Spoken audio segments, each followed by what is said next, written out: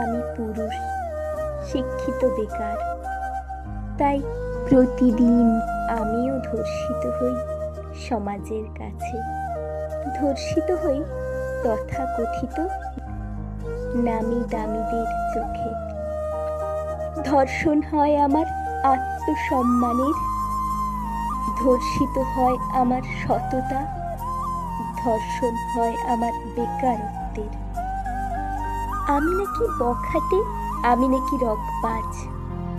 হ্যাঁ, আমি সেই বখাটে ছেলেটা যে উচ্চশিক্ষিত হওয়া সত্ত্বেও চাকরি না পাওয়ার অপরাধে প্রতিদিন সমালোচিত হই সমাজের উচ্চবিত্তদের কাছে। আমি সেই বখাটে রগবাজ ছেলেটা যে এখনো পাড়ার নগেন কাকা আর কালাচাঁদ জেঠুকে দেখতে পেলে আমার আঙুলের ফাঁকে জ্বলতে থাকা মেরিটা লুকিয়ে ফেলি। আমি সেই বখাটে ছেলেটা যে নিত্যদিন নিতাই কাকার ছেলে রিজু দাদাকে মদ্যপ অবস্থায় রাস্তায় পড়ে থাকতে দেখে বাড়ি পৌঁছে দিয়ে আসি। যে নিতাই কাকা গোপাল খুড়োর চায়ের দোকানে প্রতিদিন শুধু আমাকে নিয়েই সমালোচনা করেন, অথচ নিজের ছেলের ব্যাপারে ওনার মতামত রিজু দাদা নাকি এত ভালো চাকরি করে যে অফিসের বসদের কথা রাখতে একটু একটু নেশা ভাঙ তো করতেই হয়। আমি সেই বখাটে ছেলেটা যাকে নিয়ে পাড়ার চায়ের দোকানে আড্ডায় রোজ দরজা চলে। হ্যাঁ হ্যাঁ, আমি সেই বখাটে ছেলেটা যে এখনো পাড়ার কেউ অসুস্থ হলে 10-12 কিলোমিটার পথ সাইকেল চালিয়ে গিয়ে ডাক্তার ডেকে নিয়ে আসি। আমি সেই বেকার রগবাজ ছেলেটা যে বাসে উঠে যদি দেখি কোনো এক সভ্য অফিস বাবু ভিড়ের দোহাই দিয়ে ক্লাস 10-এ পড়া মেয়েটার শরীর স্পর্শ করতে চাইছে, তখন সেই মেয়েটার দাদা বা অভিভাবক হয়ে সামনে দাঁড়াই। আমি সেই বখাটে ছেলেটা যে প্রতিদিন সমালোচকরা ঘুম থেকে ওঠার আগে 10-20 কিলোমিটার পথ সাইকেল চালিয়ে খবরের কাগজ বিলি করে আসি। হ্যাঁ হ্যাঁ, একদম ঠিক ধরেছেন।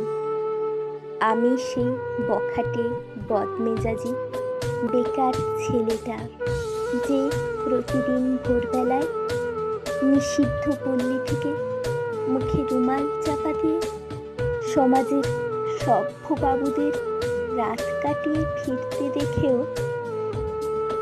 অচেনার ভান করি। আমি সেই বখাটে ছেলেটা যে রোজ টিফিনের খরচা থেকে একটু একটু করে পয়সা বাঁচিয়ে কোনো এক বৃদ্ধাশ্রমে পড়ে থাকা মায়ের চোখের চশমা জোগাড় করি। আমি সেই বখাটে ছেলেটা যে এখনো বাবাকে ছেঁড়া পাঞ্জাবি পরতে দেখলে মায়ের মুখে পান না দেখতে পেলে নিজে ক্ষয়ে যাওয়া চটি জোড়ার কথা ভুলে যাই সাইকেলের ভাঙা প্যাডেলের কথা। আমি সেই বখাটে ছেলেটা যে কখনোই কাজের অজুহাতে বৃদ্ধ বাবা মাকে ছেড়ে দিয়ে বউ বাচ্চাকে নিয়ে বিদেশে গিয়ে সেটেল হতে পারিনি। আমি পারিনি বৃদ্ধ বয়সে বাবা মাকে বৃদ্ধাশ্রমে ফেলে আসতে। আমি পারিনি শুধু নিজেরটাই বুঝে নিতে। আমি পারিনি বিবাহযোগ্য বোনটাকে বাড়িতে ফেলে রাখতে। আমি পারবো না, আমি কিছুতেই পারবো না।